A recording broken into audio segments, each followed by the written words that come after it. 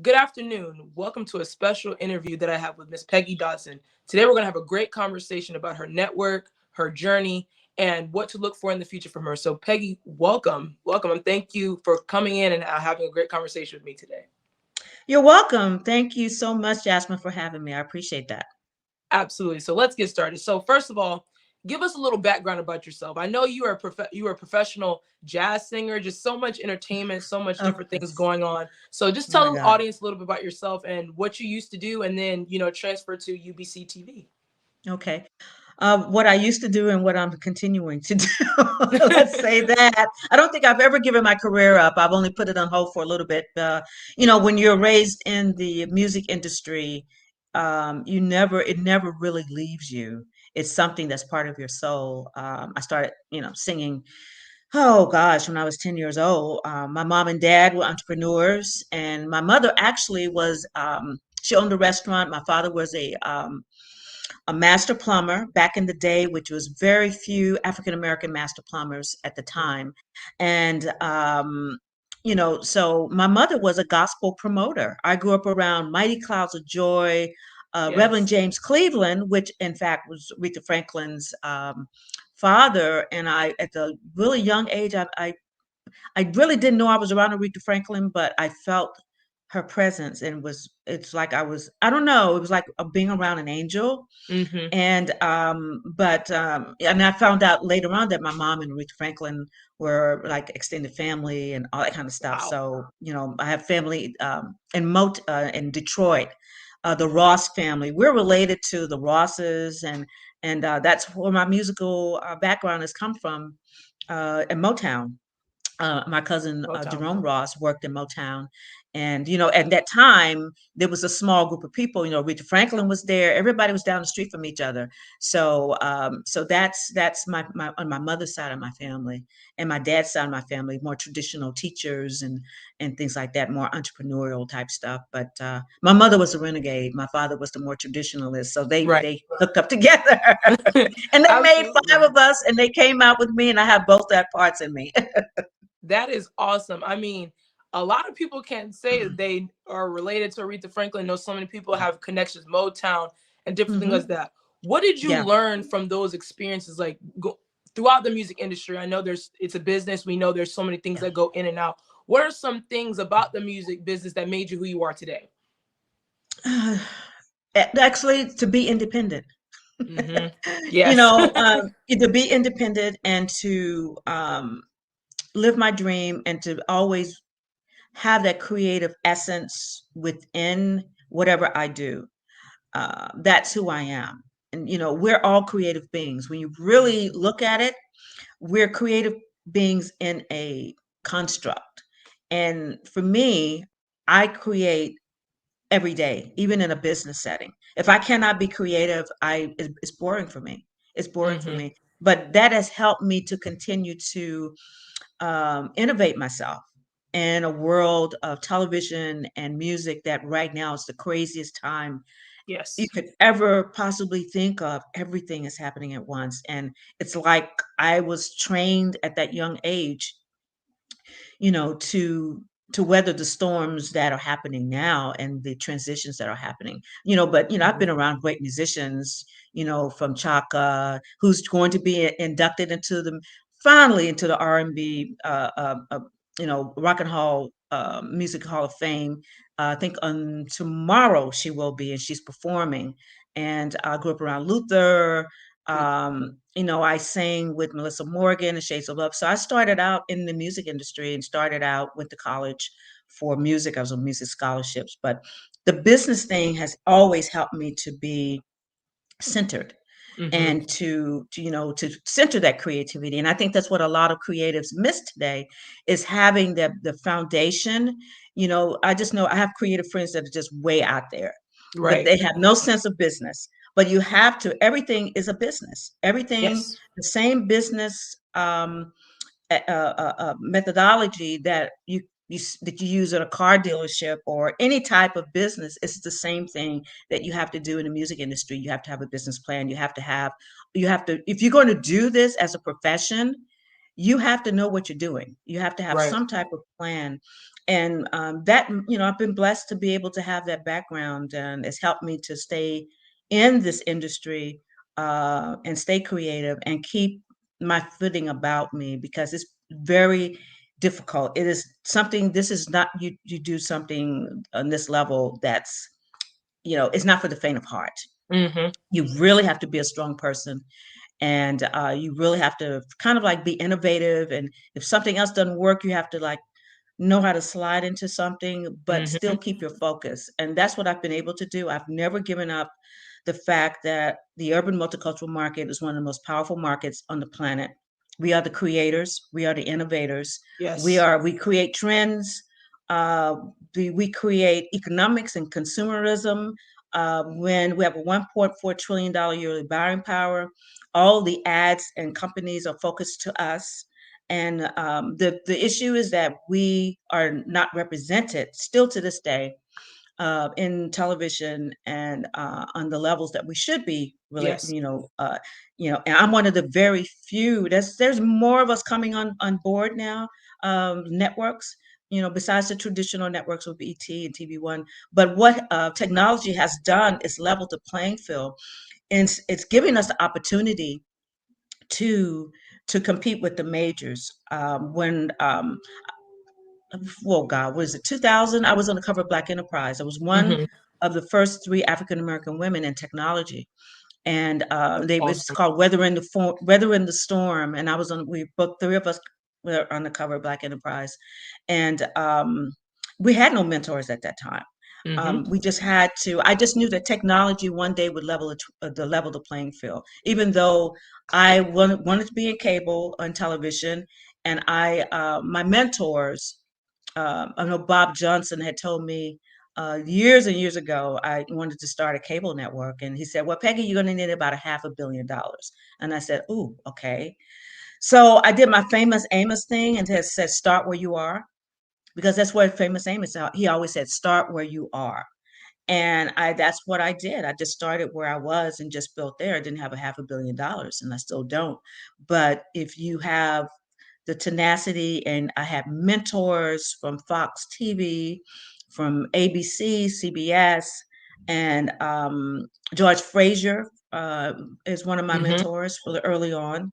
And so I was able to learn about the industry, learn about the stats, learn about the demographics, learn the power that we have, and that kept me on the path of creating original urban lifestyle content, because I knew one day that the advertising dollars would have to begin to really move over more to us as being content creators. Now they Absolutely. know, as far as advertising, they know, what we're doing. They make money off of us, but Yes. we still are not in the green lighting room as much as we should, be. And I know that Bill Cosby tried to buy NBC, he couldn't buy it, and every time if people don't know that Bill Cosby was a billionaire Mm-hmm. before he got into the Cosby, people think that, so he had the money. He was like our what's his name, Allen, the gentleman that has HBCU Go that I know, Brian Allen. He was already there. So from my experience, it's like building your own. We need to build our own. That way we could create the narratives and the stories that we need to be created, and to relay those stories authentically by us, for us, and to let us know who we are as a people, Right. and to educate us more, and to also show everyone else who we are. We're not one Absolutely. dimensional beings. We're not all pimps and hoes and stuff like that. I love my Yeah. black exploitation movies. I still do. I love Pam Grier. She's Yeah. awesome. And things. But we still haven't really, besides Power and some other shows, we need to have more of those on television. And so I'm here to do that. I'm here to do that. So Absolutely. And I find that so inspiring because me, myself, I'm an aspiring sports journalist. Like I see, Mhm. I want to be on TV, whether it's Fox, wherever God places me. I'm so thankful for that. But like me, I'm a content creator. I have my own show. And, I shout out to Mhm. Jay and Leon. They're my producers for that. Leon gave me Mhm. that dream and that idea 3 years ago. And I'm so grateful for that because I feel like there's a need for Black women in sports. I don't Oh see my us a God. lot, and that is just inspiring, and I'm glad that I'm making my own platform. I have my own YouTube, Instagram, different things like Great. that, to build those platforms to show people like, hey, we can do this outside of course television is important, but now we're in a day and age where people can content create, like you mentioned, and be able to Exactly. make their own platforms. You need a camera, your phone, computer, a light, different things like that, just to start Mhm. that and build something special and things like that. Mhm. And Exactly. you yeah, and even you mentioned talking about some of the shows like Power and stuff. Like I just started watching Sisters on BET a week Yeah. ago because I was on Facebook just scrolling. I said this show is so intriguing, and I love Mhm. watching Tyler Perry stuff and different things like that. I think it's so funny just watching and stuff like that. But I feel like we should show our side of our culture more and different things like that, and many different multitudes of that, and just giving Mhm. that representation to young Black people. We need those different things in different pockets in the US and even across the world. I just think that is so important, and having people like Yes. yourself to inspire that and to trailblaze those kinds of things. I think that's very important. Um, Yeah. to mention your network, you talked about network and television, Mhm. UBCTV. How did Mhm. that come about? Where did that, I know you talked about where it started and how you wanted to do it, but what was the Mhm. challenges that you faced growing the platform, and how did you overcome those challenges? Oh my God. Wait, that's like a 3-hour show. Yeah. That's a 3-hour show. Oh, before I say that, I want to thank you for being in sports, and please let's talk about sports. I mean, that's Yes. later, but it's we will talk about FAMU. That's how I really got on national TV. But um, growing this platform, I just wanted to make a change. Yes. We have to be the change that we want to see in the world. And I'm bold and bodacious. I'm an artist. I'm out there, and I just, I didn't know it was going to take this long and be this hard, but I never gave up. And what I did was, so George Frazier. Long story short, I left New York. I went to California because I was in my singing career. I was doing a headlining jazz in San Diego, and Hmm. I was in this group called Be Natural. It was all an all girls band before we had all girls bands. And Mindy Abair was my saxophone player. She's a really famous saxophone player right now. And we had some great musicians. And so I went to California and was on jazz. My musical director was I've played with Ray Pounds, which is Stevie Wonder's. This was my band: Ray Pounds, Leroy Ball, Patrice Russian's bass player, and my musical director played with the Man in Transfer. His wife was the tall girl. So we that was my band, and as we traveled, but we had another band called Be Natural. It was all women, and we went around and performed. So at that time, I actually had taken a class in New York at the New School in broadcasting because I wrote scripts for the Flip Wilson show when I was a kid. I was a Right. writer, and I won like a poetry award for poetry. So I've always been writing, and so I wanted to be able to do film and be an anchor. But this is stuff from a kid. But Yeah. um, but what happened was that when I got to California, I ended up creating a show on Cox Communications. Mhm. It was called Economic Empowerment, and we had the studio and everything. And we were in about 326,000 households in the San Diego, Mhm. California area, and it was all about business.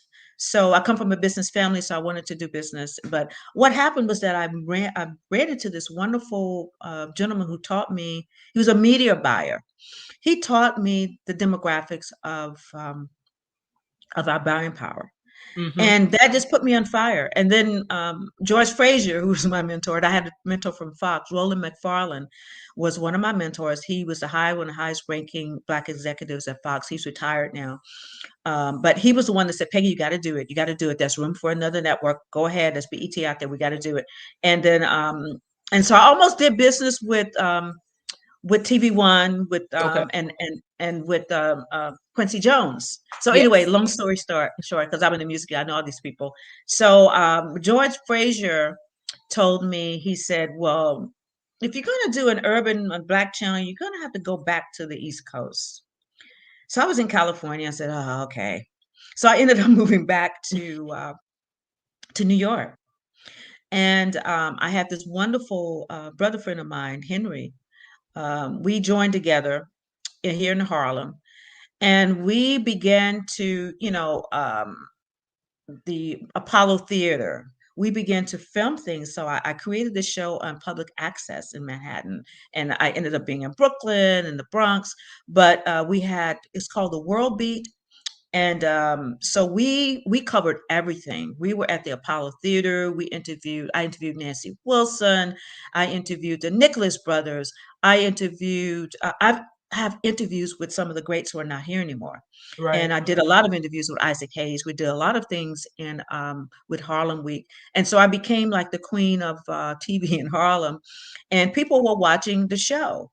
Even on public access, I was on at 8 o'clock against broadcast channels, and people would contact me. When someone contacts you, one or even two people contact you, that is huge, because you have Right. millions of people that they can watch anything they want, but they're paying attention to what you have on. That's very important. And what we were doing, we were interviewing the Dionne Warwicks, and people were saying, I haven't seen her in a long time. I did such a great interview. And that's when I was really in front of the camera a lot. And so I knew that I had something at that time. So I said, let's start a network. Let me just Yes. do this and do it. And so, I put my business plan together. I had my mentors from CBS, and I still have a couple of mentors from CBS and stuff that I bounce things off of, because they're the ones that they're the top of the food chain. Absolutely. So when they say, that's a good idea, I said, that's a good idea. And then, so long story short, from there, I created, it had another name first. It was like New Millennium Television. But then I changed it to Urban Broadcasting, because I wanted to encompass radio, television, streaming, Hmm. everything, anything that's going to be being created in the future.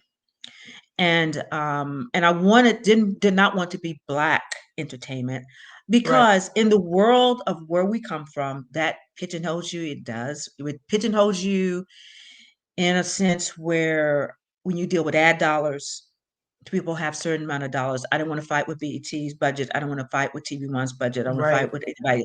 So my thing is urban lifestyle, because I love lifestyle. I love the Food Network. I love this Yes. lifestyle, and I love sports. And before that, once I did the urban broadcasting, that's when the thing came in with the Florida A&M and Comcast, and to take them to national TV. And so that was my foray into that, and was with the Apollo Theater, and just Hmm. filming things in Harlem. And then from there, getting the contract from Florida A&M, when Florida A&M went to Division One. And at that time, there was the only um, live broadcast of sports from the HBCUs, and Right. football was Grambling, and that was NBC. Rambling. Yeah. And so everybody else with the HBCUs were going live to tape. And it was Willie Gary was around, BET was still doing live to tape.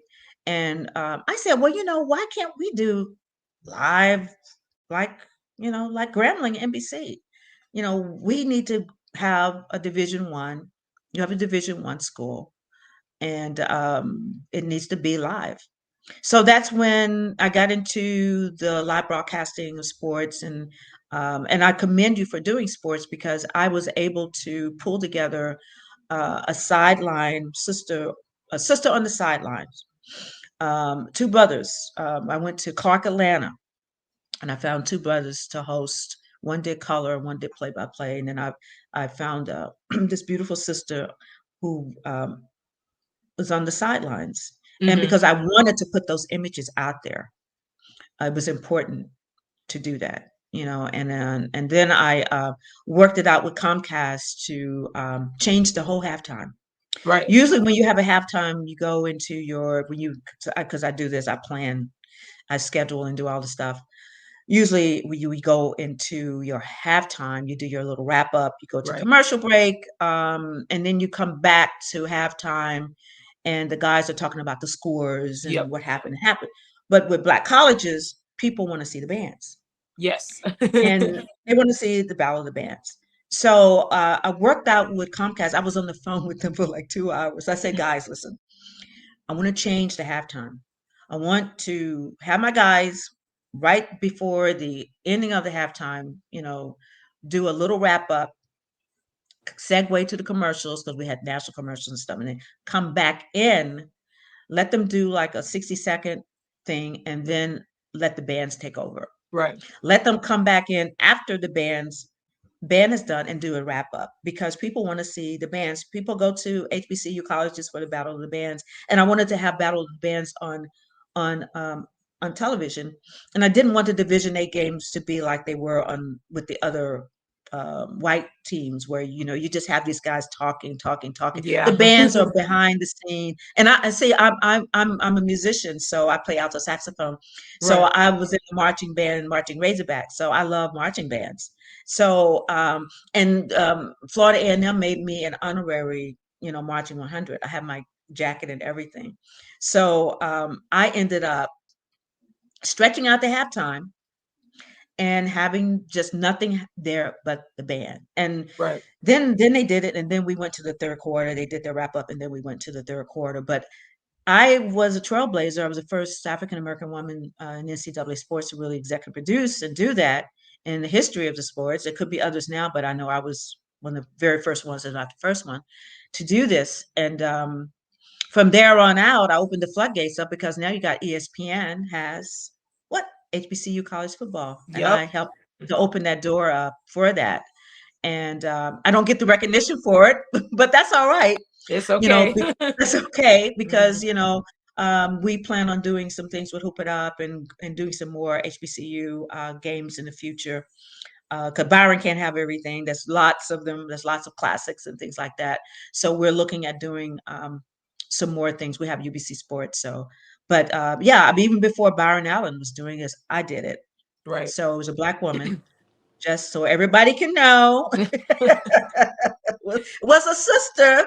I'm not a billionaire yet, but I'm on my way, Byron. Yes. So, but yeah, so that was the creation of UBC TV. I had to take the time to really gather content from Mm-hmm. there in order to move to cable.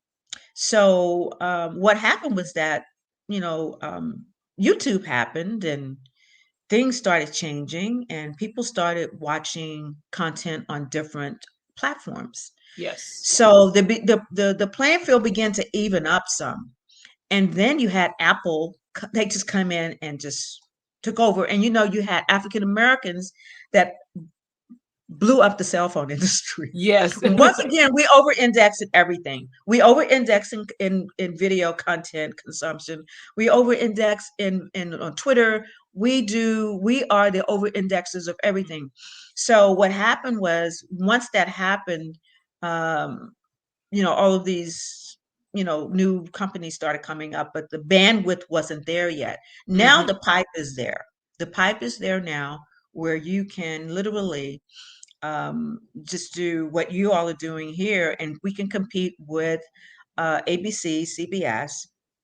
People now tired of formula content, Yes. except for the CSIs and there's some really great dramas out here. Um, but now it's just reruns. People are just doing Reruns. reruns of the same things, and television has become boring, and people are tired of seeing the same old crap. And now people like myself, we have an opportunity to really get out there and compete on a level. Mm-hmm. that's never been heard of before. I mean, Right. UBCTV right now, we're a 24-hour channel, and the cost has come down significantly. A few years ago, it was very cost prohibitive. They still were blocking African Americans and people of color from getting on these streaming platforms, Mm. until their ad dollars and their viewership went down, and then they had to really, you have these people, you have to really, for them, it's about dollars. Yes. Some of them, it's about culture, but it's about dollars and cents for them. And now it's a good thing for them to be diverse. It's a good thing for them to bring on people. For me, it's about my culture. But, if that works for them, that's fine. That's fine. So whatever way we get into the room, and I was able to hold on to my company. And yeah, it's very hard out here. Very hard. Yes, People it wave is. money in front of you. They want you to sell out. I've been asked several times, and I refuse. And it's been a harder road for me, but at this point in time, I'm at a position where we're getting major opportunities to do. I have some really big news coming up over the next few months, and I'm very excited about it. Just opportunities that are coming up for me as a platform, as a channel, a network. I don't call them really. We're not a channel. We're really a network because we have such diverse content. So we're not Right. like a channel, like a music channel or something like that. But we have sports, we have drama, we have unscripted, we have a new comedy show coming on, and we have some spoken word, and we have doing some Black history. We have some things coming in the future that are really going to be just different than Yes. what you see traditionally on your streaming channels, and some shopping as well. So it gives us the opportunity for me to be creative. See, Yes. because if I was just in this just to be boring and da da da da da da, I would get out of it because it's Yeah. too hard. This is Yes. too hard. This is very difficult, girl. I tell you, some days I wake up and say, "Oh my God, let me go out and get a job at Walmart." But But then I think about, no, Peggy, you don't want to do that. That's like crazy. Get your ass up and just Right. suck it up and just figure it out.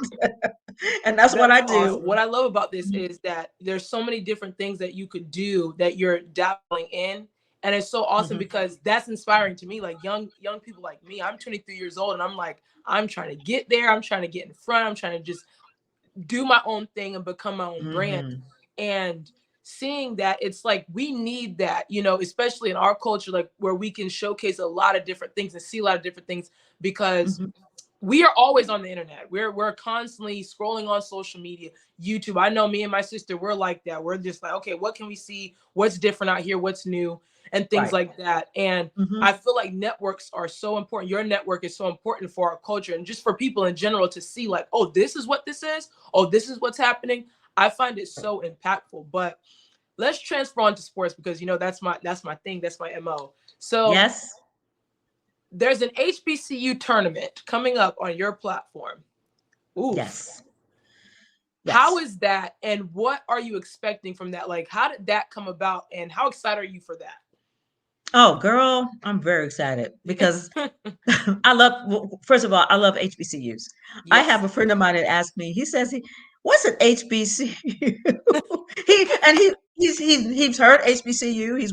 I said the Historical Black Colleges and Universities. He said, oh, it is, I'm a history buff. I love history. I love our culture. And that's Yes. one of the things that kept me in this, because there's many times where I said I wanted to walk away, but I knew my ancestors would kick my ass.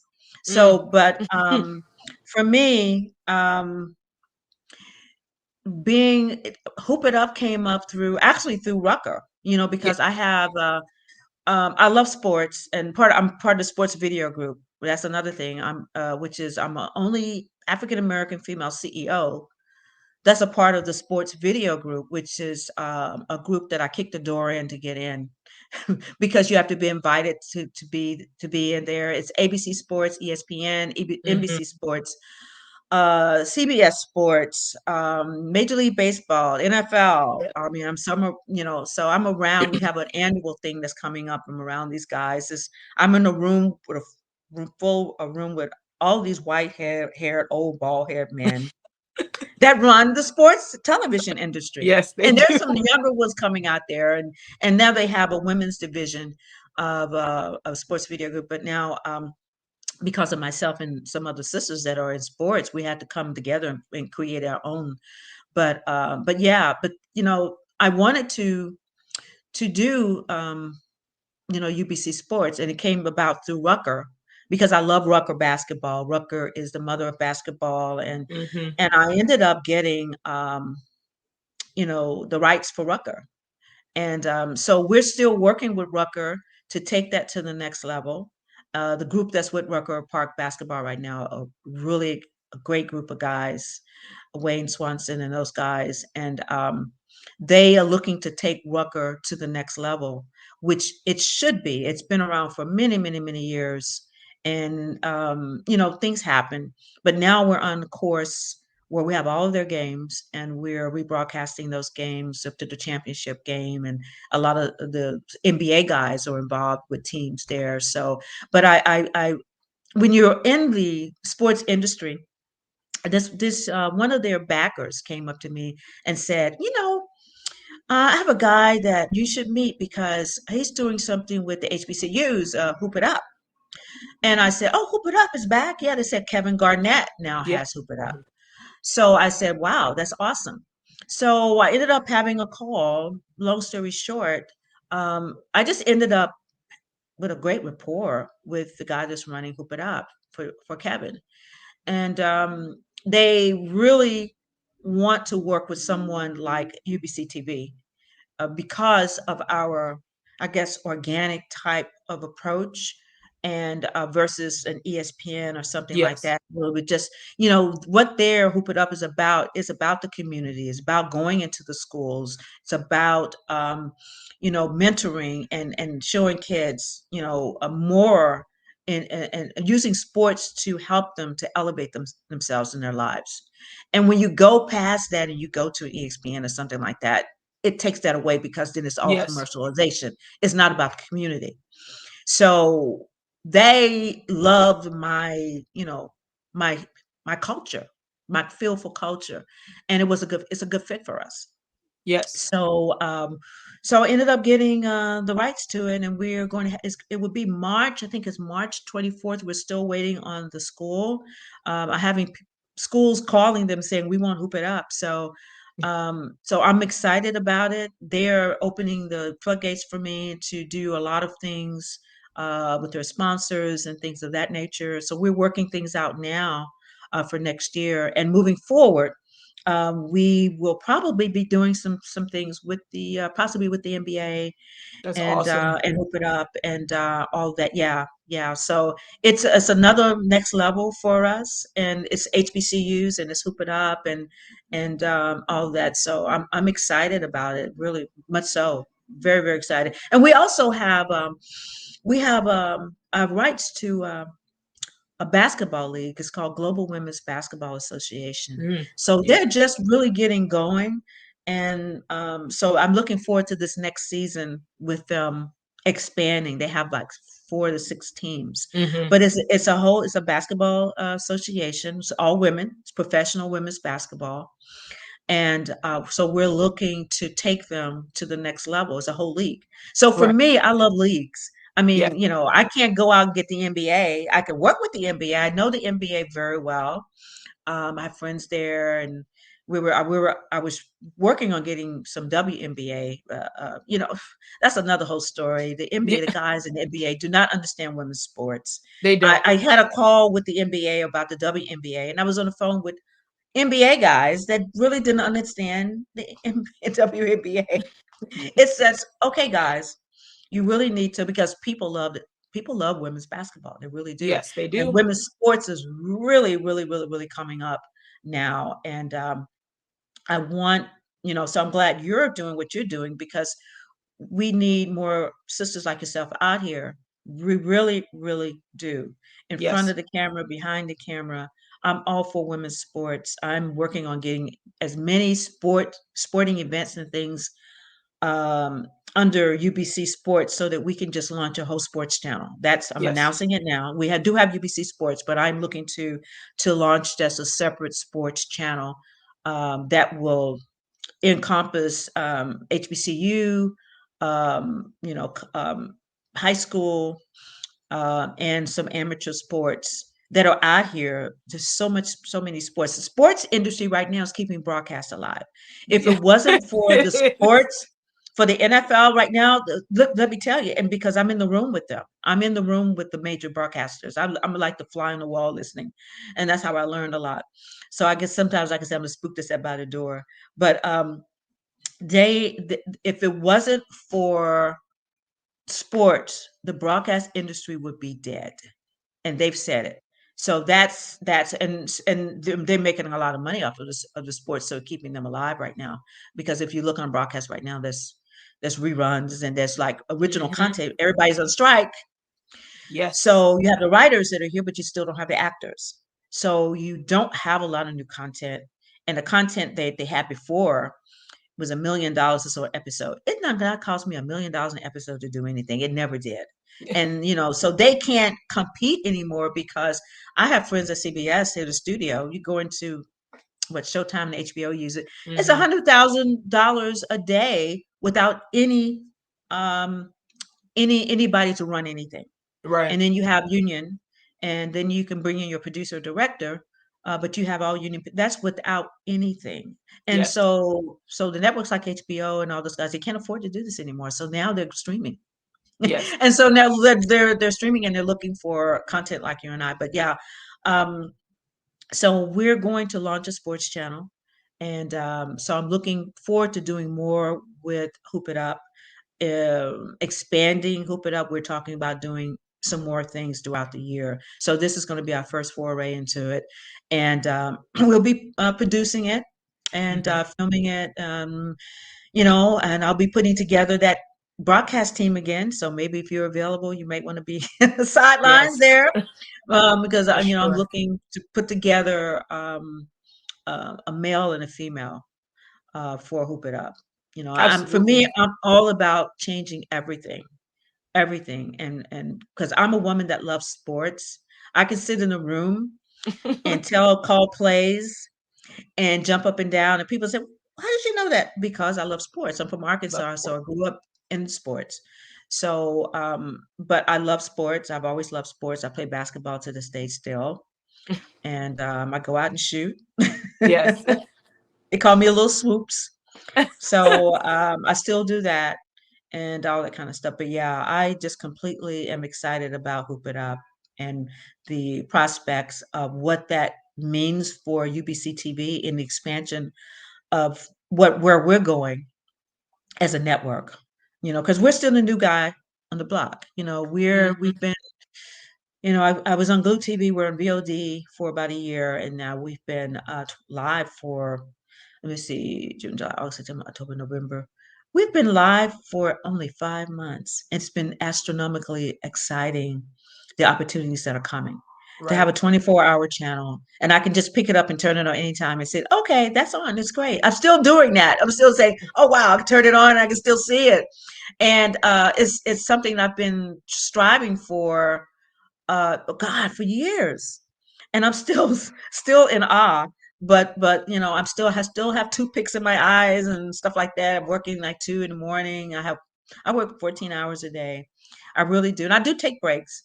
But I have a small team. We're very mighty, and we're getting ready to expand because I have great partnerships and alliance partners, and we're getting ready to expand soon because we're growing. And when you grow, you Yes. have to expand, raise capital. I'm talking with investors, and I'm doing all that kind of stuff. Dog and Pony shows. So, but it's some stuff I have to do as a CEO and executive producer. So I love what I do most times. Sometimes I say it's very stressful. um, It you is. have to take a deep breath and just keep going because you will have very bad days.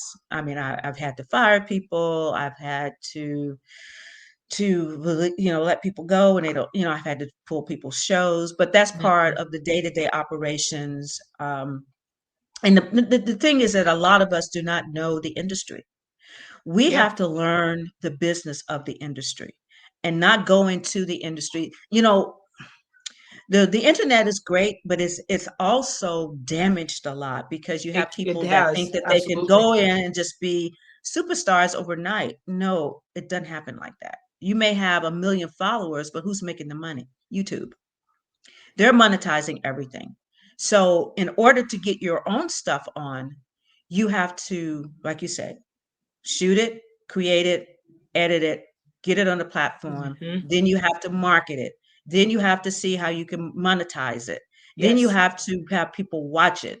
And those are all the things that you have to do. And it's difficult. And a lot of content creators who think that they can go on to these major platforms, Tubi or anything. You can go in there, but you're competing with 5,000 of the shows. that's And right. how it's just like a website. How are you going to differentiate yourself?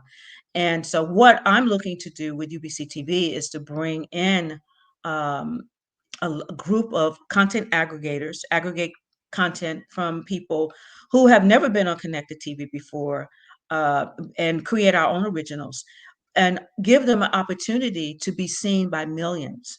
Right. And that way you can build your audience up because it's cost per thousands. You have to build an audience and you have to market. It's not easy. People think, "Oh, It's I'll just not. put my stuff on and the people are going to watch it." No, they're not, because they'll be watching something else. You have to get out there and get in front of people's faces and say, "This Yes. is who we are," and watch us, watch parties, doing all that kind of stuff. And that's what we're getting ready to do over the next several months, is really ramp it up with a lot of watch parties, giveaways, things of that nature. But first, I had to build it, and so now, Yes. once you build it, then you have to now market it, because you don't get many shots. I mean, you may have one, some people have one shot, you may have two, depends on your reputation. But and you have to be willing to fail. Everything I've tried has not worked. I've failed on some things. I've lost money. I've raised money, lost money. I try things. Sometimes it works, sometimes they don't. And I'm a perfectionist, so sometimes I Yes. piss people off. But I am industry professional, and I'm in the room with a lot of people that a lot of us have not had the opportunity to be in the room with. Right. So I know what I'm talking about. So I try to mentor people and um, and show them the ropes, and hopefully they can learn from that, because I've had mentors and I still have mentors. I still have people I go to for advice, and because when you stop learning, you just become arrogant, and arrogant, and it's just, you can be arrogant when you're on the stage performing, but running a business, you really have to be open to learning and growing, and being, utilizing your shrewdness. But yeah, you know, it's a hard road, but it's fun. I love what I do, because Yes. I think I'm making a change, and I want to show our people how wonderful we are, how how fabulous we are, how smart and brilliant we are, how talented we are. They really need to see something. And what's in now is a lot of the ratchet type of television is ending. You have a Yeah. lot of shifting, moving. The industry now is changing so rapidly right now. Um, you have the convergence of all these platforms, with the broadcasts who are buying the streaming companies and acquiring this company, acquiring that company, and you have the AI coming in, and then you have a Yeah. lot of people getting ready to do shopping. AI disturbs me somewhat, because for me, I'm into humanism. I'm Yes, not I agree. into artificial intelligence at all. But you have the broadcasters now; they're going crazy over it. So I'm sitting in the room saying, "Oh yeah, guys, yeah, yeah, keep going, keep going." You've got to go back to humanism. People are not gonna, I'm not into writing a script with AI. I'm into having Exactly. someone writing a script from a human perspective, and because we're all humans. It's all about, when you're dealing with content, even in sports, it's about emotion. Sports is really about emotion. Big And it's emotion. about connecting with humans. It's about connecting with each other. When you lose that, you become a robot. And I refuse to become a robot. So I'm not going to be in the AI thing as much, but I'm very aware of it. Yes. In some ways, it could be used in the back end, but not for me in the front end. I'm not Yes. using it in the front end. The back end will help you be more efficient in delivering your content, and measuring your audience, your metrics, and things of that nature. That's AI. And that's really, as machine learning is all actually been in process for a while. But when you start putting it, trying to replace humans, that's where they're going to mess up. The That's problem. where they're going Yeah, to mess up. Yeah. I So I'm agree. not into replacing humans with artificial intelligence, but that's just me. Some people may want to do it. Deep fakes, I'm not into that, anything like that. The technology has been out here for a long time. I'm part of the Consumer Technology Association. They put on CES every year in Las Vegas. So I'll be attending that as well. But the amount of technology that's here, this stuff has been out here. It's been out here. They're just now beginning it to bring it to the marketplace, the consumer Hmm. marketplace, robots and things like that. I had a conversation with a robot earlier this year at CES, and it was very interesting. You know, Yeah. she asked me questions, I asked her questions, she answered them. It was a group of people around us. It was we had a conversation with a robot, and Oof. then some guy chimed in, and robot said, "No, leave her alone. She knows what she's talking about. I swear to God." Oh I my said, "Okay," goodness. because he was. I said, "Okay, I kind of like you." Okay, you go, girl. But I think there's places for it, but that I'm not really buying it yet, and a lot of people still not buying it. They're afraid Yeah, of it I'm because not. it could replace I don't like place it. humans and things like that. But the ratchet television is ending, and and there's a shift to better quality content, Hmm. and that's where the ad dollars are going. The ad dollars are going there, and where the ad dollars go is where the story goes. But that's where I've always been in that cut. I would never leave that. I just Some of my colleagues at MTV and there's other places, I can't even tell you how they create the content. I could tell you off camera one day. It's just, it's not about creativity. It's Yes. about putting a group of people together who are kind of like they don't know anything, some of these shows have therapists, and it's behind the scenes stuff is kind of raggedy. Yeah. But what's happening now is that people are getting back to more wholesome and more story driven content, and content that represents us in a better light than we have been. So that's good. We have some content from Africa as well that we're working with, and in the diaspora. So, but yeah, yeah. Keep that slot open for Hoop It Up. Yes, absolutely, I want you on the absolutely. sidelines. Yes, I'm more grateful for that. I would love to do that. I'm a sports fan just like you are. I grew up, I played basketball, softball, flag football, all of that. So I'm just Wow. really excited. I'm trying to get into racquetball because I know Leon, he has a racquetball team and stuff like that, so Hmm. that's a different thing as well. But Peggy, thank you so much for just giving your expertise, giving your background, and sharing your story a little bit about your platform, about your background and your music business and different things like that. That is just inspiring to me, as a young person just trying to get into, because I love music too. I love listening to music from Yeah. top to bottom. I grew up in a music family too and stuff Hmm. like that. But I'm just grateful and thankful for that. But Peggy, thank you so much. And I look forward to just talking to you more and just, building connection from here. Thank you. Yeah. Me too. Me too. Me too. Like I said, we could talk for hours. Yes, yes, So we'll have to do a absolutely. part two one day. Yes, absolutely. Thank you. So that wraps up this interview, everyone. Thank you all for just joining in and just, just listening to us tell our stories, listen to Peggy tell her story and her background. And hopefully that inspires you all as well to be content creators and be creative and innovative in whatever you do. So that wraps it up. Thank you.